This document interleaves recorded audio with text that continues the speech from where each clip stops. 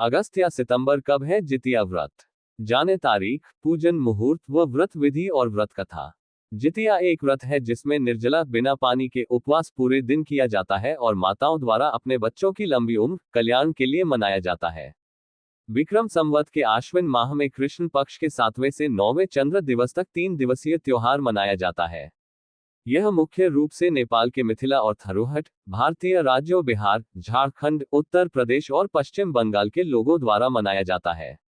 इसके अलावा ये व्यापक रूप से पूर्वी थारू और सुदूर पूर्वी मधेसी लोगों द्वारा मनाया जाता है।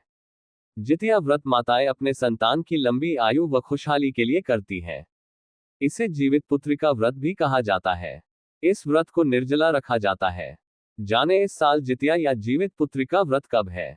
जितिया व्रत हर साल आश्विन माह के कृष्ण पक्ष की अष्टमी तिथि को रखा जाता है। इसे जीवित पुत्रिका व्रत भी कहते हैं। यह सबसे कठिन व्रतों में से एक माना गया है। यह व्रत संतान की खुशहाली व प्राप्ति की कामना के साथ रखा जाता है। शास्त्रों के अनुसार यह व्रत भगवान श्री कृष्ण के समय किया जा रहा है। मान्यता है कि इस व्रत को करने से संतान वियोग का सामना नहीं करना पड़ता है। जाने इस साल अगस्त या सितंबर में कब रखा जाएगा जितिया व्रत, पूजन मुहूर्त व व्रत विधि। जितिया व्रत कब है? इस साल जितिया व्रत 14 सितंबर 2025 को है। यह व्रत मुख्य रूप से बिहार, झारखंड व यूपी में मनाया जाता है। इस व्रत की शुरुआत नहाय खाय से होती है और अगले दिन निर्जला व्रत किया जाता है और तीसरे दिन व्रत पारण की परंपरा है। नहाय खाय 13 सितंबर को किया जाएगा।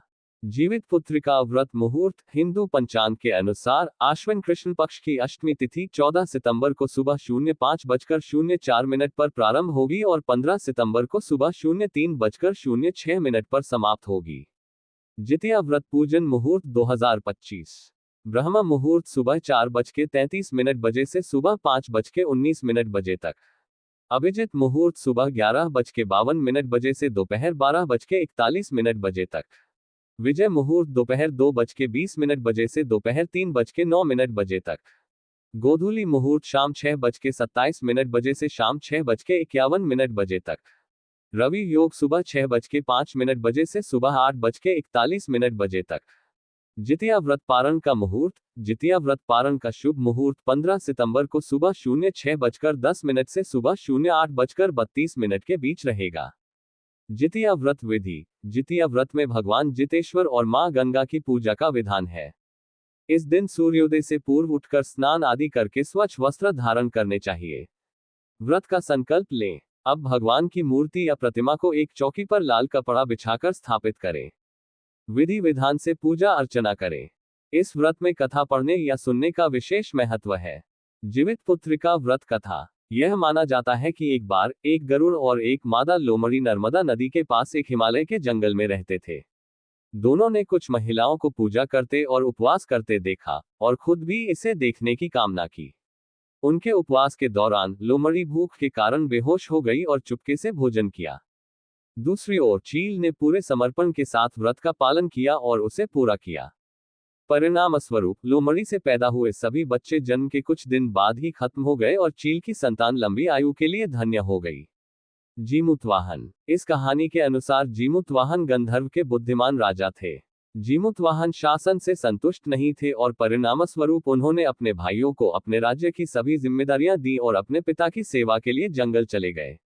एक दिन जंगल में भटकते हुए उसे एक बुढ़िया विलाप करती हुई मिलती है। उसने बुढ़िया से रोने का कारण पूछा, जिस पर उसने उसे बताया कि वह सांप नागवंशी के परिवार से है और उसका एक ही बेटा है। एक शपथ के रूप में हर दिन एक सांप को भोजन के रूप में पक्षीराज गरुड़ को चढ़ाया जाता है और उस दिन उसके बेटे को अपना भोजन बनने का मौका मिला। उसकी समस्या सुनने के बाद जीमूतवाहन ने उसे सांत्वना दी और वादा किया कि वह उसके बेटे को जीवित वापस ले आएगा और गरुड़ से उसकी रक्षा करेगा।